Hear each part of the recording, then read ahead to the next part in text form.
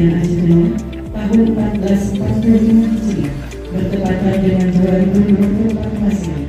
Hari ini Senin 15 Juli 2024 kita mulai.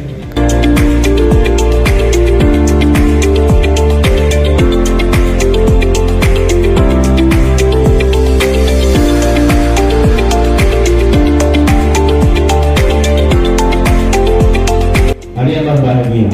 Pertama-tama izinkan saya mengucapkan selamat datang kepada seluruh jemaah haji Kabupaten Aceh Tengah. Selamat datang kembali di tanah air. Selamat berkumpul kembali dengan keluarga tercinta. Semoga kepulangan Bapak, Ibu dan saudara-saudari sekalian membawa berkah dan rahmat bagi kita semua.